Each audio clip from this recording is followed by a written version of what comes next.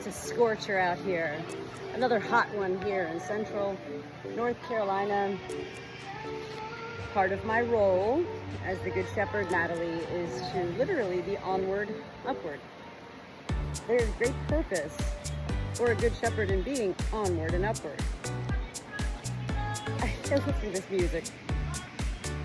I'm gonna go ahead and do my little rounds. You know, I do most of my work here behind Barn Way, as I refer to it. And everybody loves to hang out back here. I've got fans everywhere, but even it's just so hot. I love that Andy and Janet and Chrissy, my little flock of 3, have now ventured and created their space to be a little bit further away. For several weeks now, Andy and Janet and Chrissy have been kind of, you know, claiming this space right here. But look who's taken over their space. Group number 3. So, you know, this is what birds do. Birds of a feather do flock together. And yet, when you have a large flock, and the larger your flock becomes, the more mini flocks you have.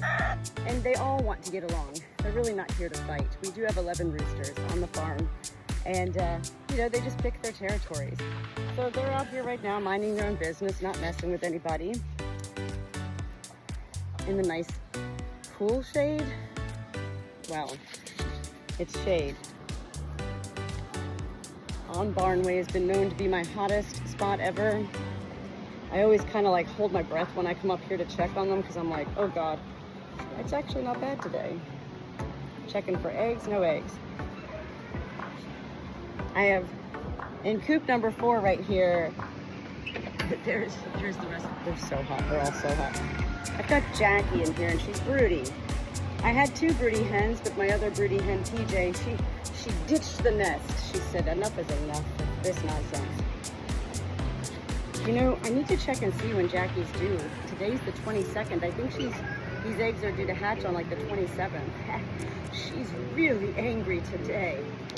Are you okay in here? Is the fan hitting you enough? I need to make sure. Huh?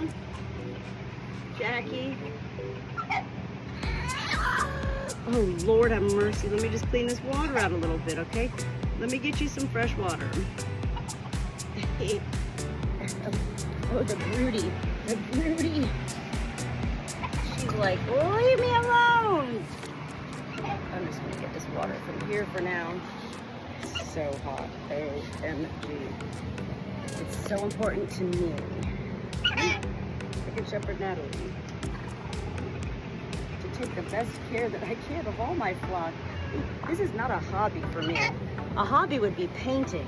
I love painting, but geez, I have such a high maintenance flock because I'm a high maintenance Good Shepherd. I don't often have time for such hobbies. My flock, they are my guiding force.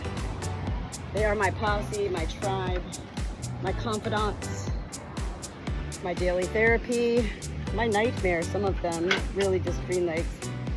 They're all super hot. I'm gonna crank the fans up here.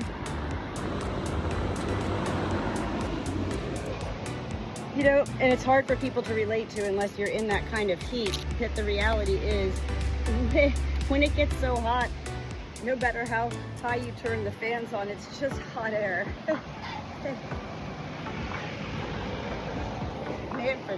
Manfred, he's my old man. I'm gonna bring him in. He really doesn't need to be out here. Sylvia's back in here trying to lay an egg. I'm gonna go ahead and turn this fan. So, you know, I just had Sylvia inside earlier today. I thought she was egg bound. She was constipated. She had some major poops in there. And otherwise, she seemed like, you know, she really needed to come back out here.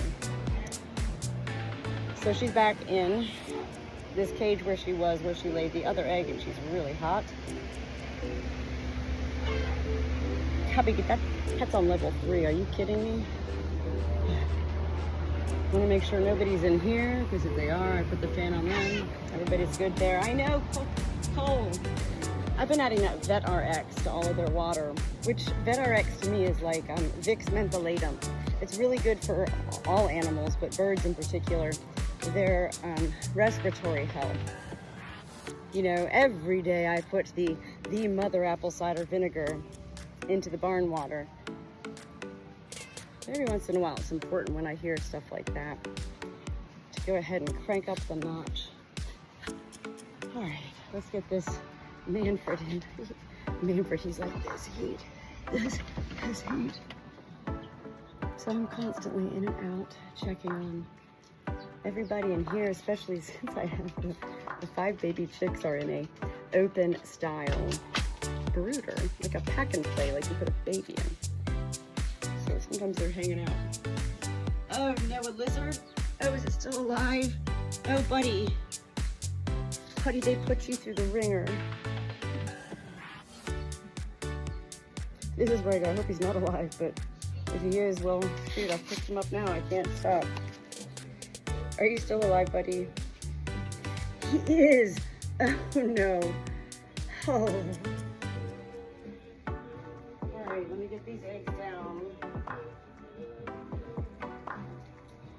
All right, well, so let me tell you something about the Good Shepherd Natalie that maybe people don't know. In my 10 years in Florida, I had a 3-car garage filled with tanks, aquariums, filled with little lizards that, you know, dropped from hawks in the sky, run over by grocery carts at the dollar store or grocery store, found on the hot pavement, eyes bulging out but still alive. Any lizard I found, I brought home and gave respite care and helped them have a peaceful death, or I did the respite and release. I had one lizard for probably about 2.5 years who I found at the dollar store, and a grocery cart was on top of her, and her eyes, she lost both her eyes. And when I picked her up at the dollar store, I kept shopping and I just kept her in my hand like this. Paid for everything. Nobody even said anything. Nobody knew. And then I got home